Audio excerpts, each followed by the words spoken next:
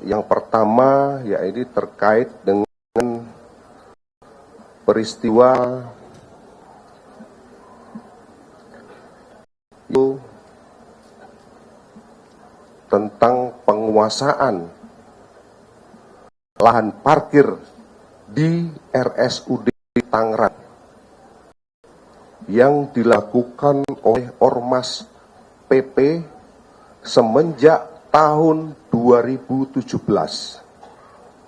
di mana di dalam penguasaan lahan parkir tersebut Ormas PP mendapatkan keuntungan setiap harinya dengan cara menarik biaya parkir terhadap sepeda motor sebesar Rp3.000 dan untuk mobil sebesar Rp5.000.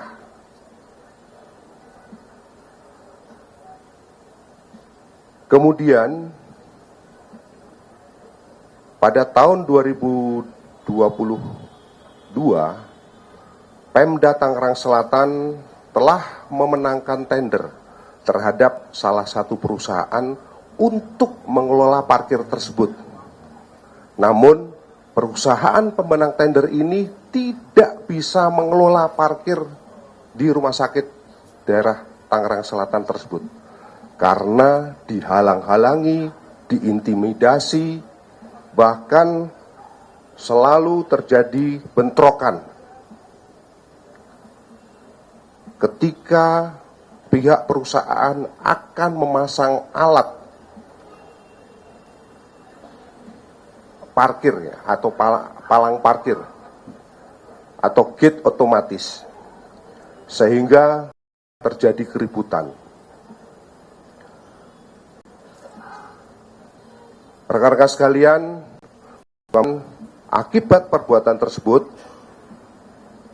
jajaran Polda Metro Jaya pada hasil pelaksanaan operasi premanisme bergabung dengan Polres Tangerang Selatan pada tanggal 21 Mei 2025 pada hari Rabu melakukan penindakan terhadap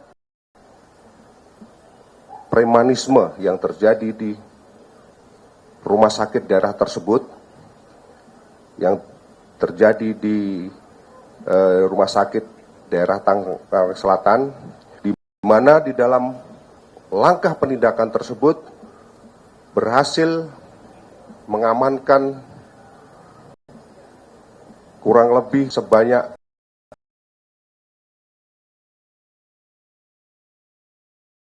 31 orang.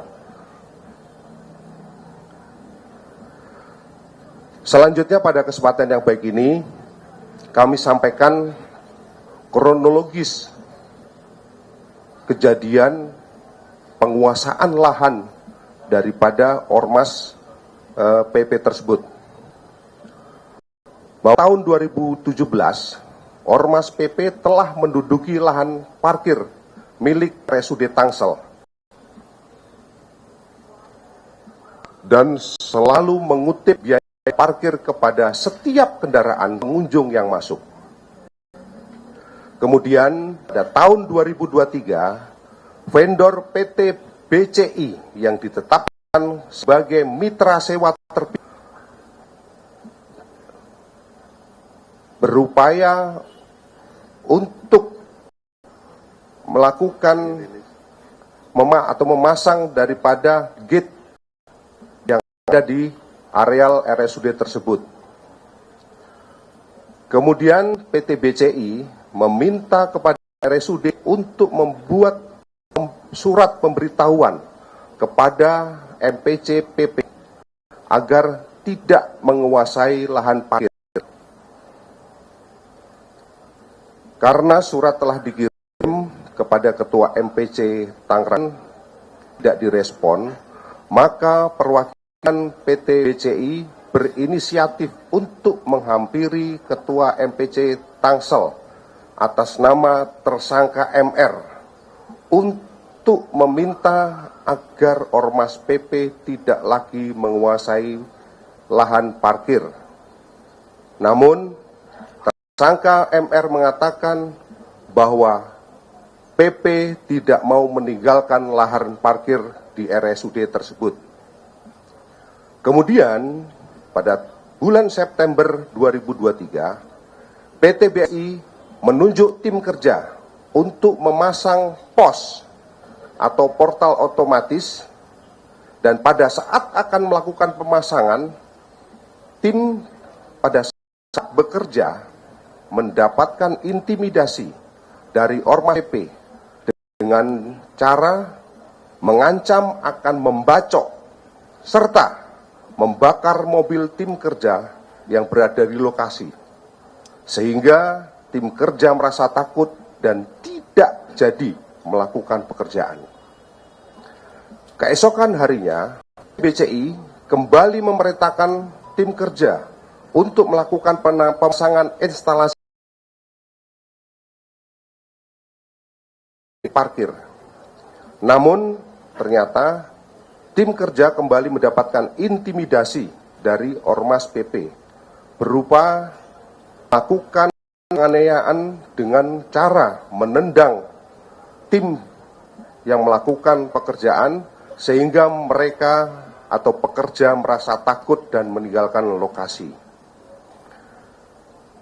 Kemudian PT BCI melalui kuasa hukumnya pernah mengirimkan surat kepada Wali Kota Tangerang Selatan untuk meminta kejelasan tentang pengelolaan lahan parkir yang telah menjadi haknya secara legal.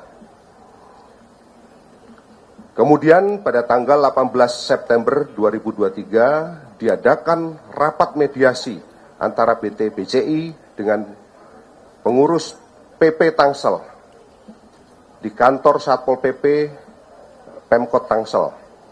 Namun hasilnya tersangka MR selaku Ketua PP Tangsel tidak akan mau meninggalkan lokasi lahan parkir RSUD Tangsel. Melihat tidak adanya kejelasan untuk mendapatkan hak pengelolaan parkir RSUD Tangsel, maka PT BCI kembali memberanikan diri untuk menunjuk tim kerja berdasarkan surat perintah yang telah dikeluarkan oleh perusahaan tersebut untuk kembali memasang gate parkir di pintu keluar dan memasang jaringan ataupun instalasi. Namun kembali didatangi oleh Ormas PP dan melarang untuk menurunkan peralatan dari atas mobil. Meskipun demikian, tim tetap memaksa untuk melakukan pekerjaan, di mana saat baru membuat pondasi gate parkir dan mendirikan box serta palang parkir, tim terus mendapatkan intimidasi dari sejumlah anggota PP yang datang semakin banyak, dan tim terus mendapatkan intimidasi dan semakin beraksi berupa atau dalam bentuk dorongan, ancaman, dan tindak kekerasan yang dilakukan oleh kurang lebih dari 30 orang anggota Ormas. Bahkan palang gate yang sudah terpasang saat itu dirobohkan sampai membentur ke salah satu tim yang bekerja sehingga mengakibatkan terluka. Atas informasi dari masyarakat tersebut, maka tim daripada Polda Metro Jaya dan Satreskrim Polres Tangerang Selatan segera melakukan atau mendatangi TKP, selanjutnya melakukan penindakan terhadap 30 orang yang berada di TKP, dan alhamdulillah kami sudah melakukan proses hukum terhadap 30 orang saat ini, dan kami sudah menetapkan tersangka terhadap Ketua PP Tangerang Selatan, dan saat ini yang bersangkutan masih dalam pengejaran dan kami tetapkan sebagai daftar pencarian orang. Ini kami tetapkan sebagai daftar pencarian orang. Ini adalah foto daripada Ketua PP Tangerang Selatan dengan inisial MZ. Ini adalah fotonya.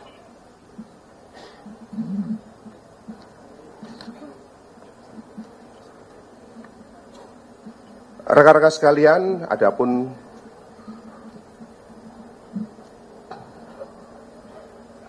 perlu kami sampaikan bahwa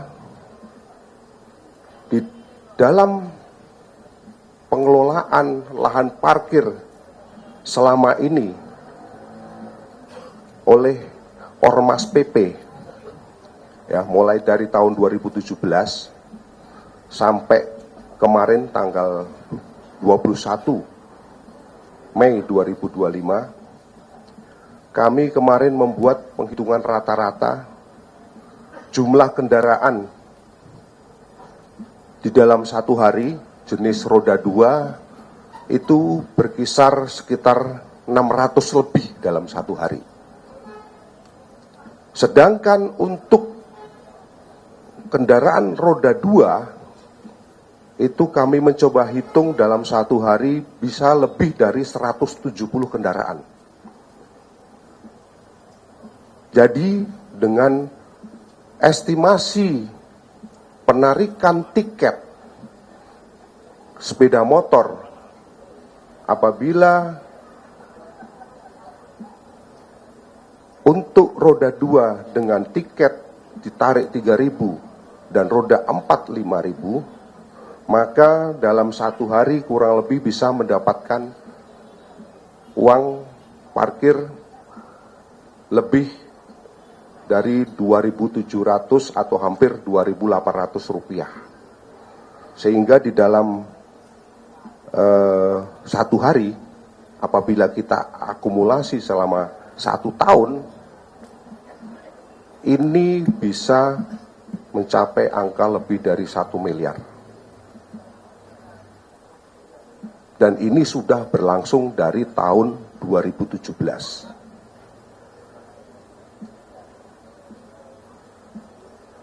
Kemudian berdasarkan hasil pendalaman,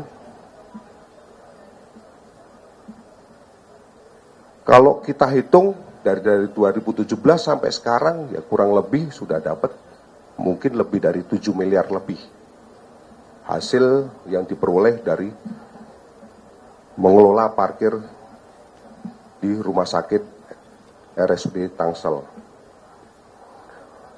Kemudian hasil parkir tersebut dibagi mulai kepada dari anggota PP untuk membeli akomodasi kantor, kemudian saya memberikan iuran kepada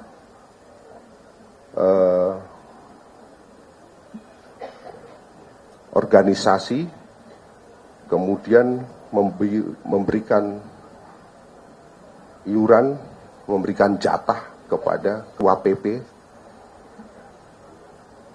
perharinya juga ada, sampai dengan setiap bulan diakumulasi.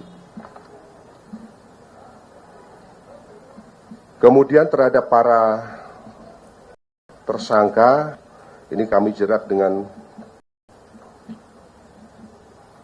pasal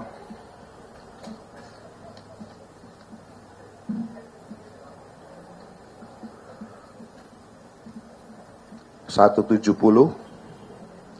dengan ancaman 7 tahun, kemudian pasal 169 dengan ancaman 6 tahun, pasal 385 dengan ancaman 4 tahun, dan pasal 335 dengan pasal ancaman hukuman 1 tahun. Perlu kami sampaikan bahwa terhadap kasus ini dari Inspektor Daerah Tangerang Selatan telah melakukan penghitungan potensi kerugian terhadap